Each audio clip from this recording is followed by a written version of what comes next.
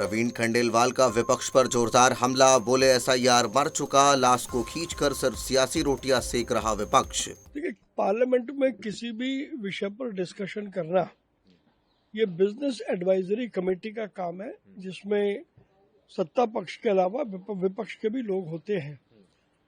और जहां तक एसआईआर का संबंध है, एसआईआर का मामला अब लगभग समाप्त हो चुका है। जबरदस्ती कुछ विपक्षी दल इसको खींचना चाहते हैं अपने राजनीतिक लाभ के लिए।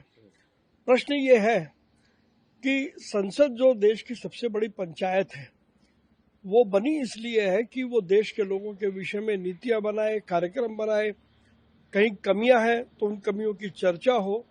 तो अगर चर्चा ही नहीं होने देंगे तो फिर सत्र का औचित्य खत्म हो जाता है। मुझे पूरी उम्मीद है।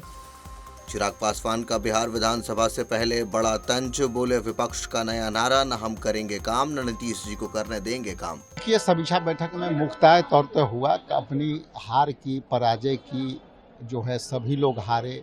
243 पे इंडिया गठबंधन हारी, हम भी हारे।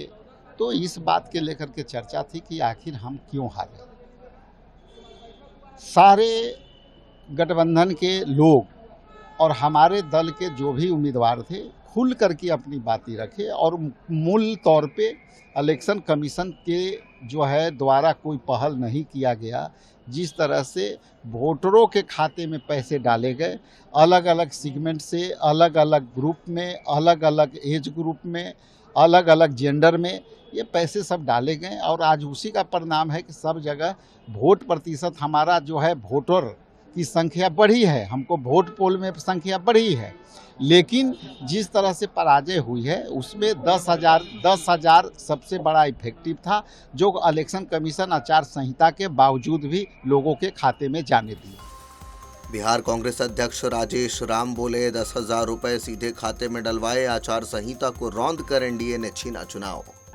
पार्लियामेंट का सेशन और बिहार विधानसभा का सत्र दोनों की शुरुआत होने जा रही है और दोनों जगह एनडीए ने जिस मजबूती के साथ अपनी उपस्थिति दर्ज की है, ऐसे में अगर मैं बिहार की बात करूं तो ये शुरुआत होगी उन वादों को पूरा करने की।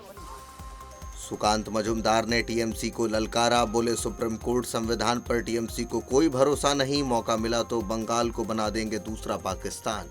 These people are of such a mindset.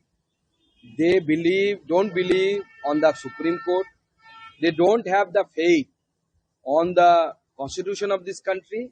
They don't have faith on the democracy of this country. They are the fanatic people. They only live for their religion. So these people of West Bengal should be cautious about these people, because if these people get the chance, they will again claim for the Pakistan, next Pakistan. Himachal CM Sukhvinder Singh Sukhu बोले SC चेहरा विनय कुमार बने प्रदेश अध्यक्ष, अब अगला चुनाव जीत कर हिलेंगे दम। विनय कुमार जी 3 बार के विधायक हैं और विनय कुमार जी पार्टी की विचारधारा से जुड़े हुए व्यक्ति है। और मैडम रजनी पाटिल जी ने सबसे बात करने के बाद पूर्व की पीसीसी अध्यक्षा, वर्तमान में सभी वरिष्ठ जो कांग्रेस के नेता थे, उनसे बात करने के बाद एक सहमति से विनय कुमार जी को अध्यक्ष बनाया है। काफी समय से ये पद खाली चला था, लेकिन अब विनय कुमार जी के अध्यक्ष के रूप में आने के बाद पार्टी के संगठन को मजबूत मिलेगी। अनुसूचित जाति से वो संबंध रखते हैं और निश्चित तौर पर हम सब लोग मिलकर एकजुटता से अगली बार सरकार को रिपीट करवाएंगे उनके नेतृत्व में।